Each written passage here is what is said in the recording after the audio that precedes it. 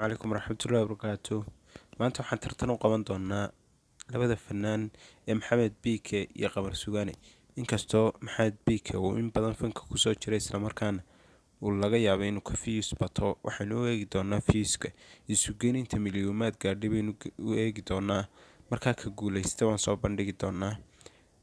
Waxaan bilaaban doonaa tartanka. Halkaa waxaan ku qoranaa searchinka Maxamed Biike Maxamed Biike baan ku qori doonaa. halkaa yare hareertaan taaban doonaa. markaa waxaa inoo soo bixi doonaa qaybahan. taas sarayn taaban doonaa. receive view contact baan ka dooran doonaa. apply baan dhahaynaa. markaa tiisa ugu badan waad aragtaan Maxamed Biike waa 5 milyan. Maxamed Biike tiisa ugu horeysa waa 5 milyan, ta ku xigtaana waa 5 milyan, 10 milyan, markaa 14 milyan, 14 milyan saddex uge waa 17 milyan, 17 milyan, 20 milyan, 23 milyan, 26 milyan, 28 milyan, 30 milyan, 32 milyan, 34 milyan, 36 milyan,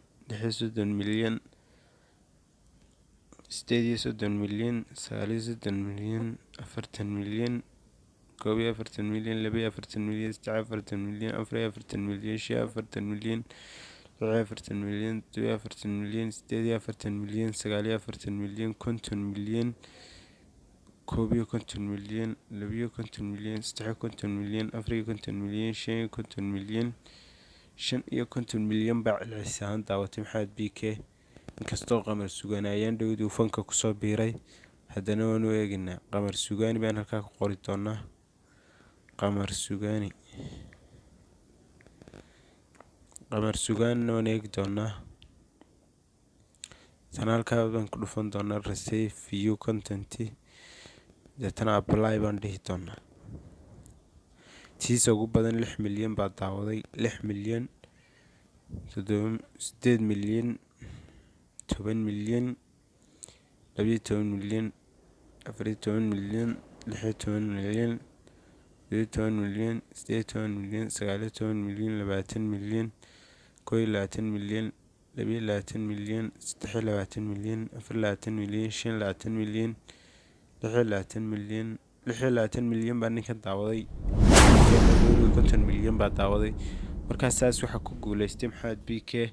Maxamed Biike haddaba waxaan soo saari doonaa fanaan aan soo karno ugu dhigma. markaa waad naga sugi doontaan insha Allah, maadaama uu maanta uu Qamar Sugaani ka guuleystay. waxaan u eegi doonaa fanaan u dhigma. Cawaale Aadan inkastuu ka horreeyay Maxamed Biike, Cawaale Aadan baynu la tartansiin doonaa insha Allah. tartanka kan xiga la socda insha Allah.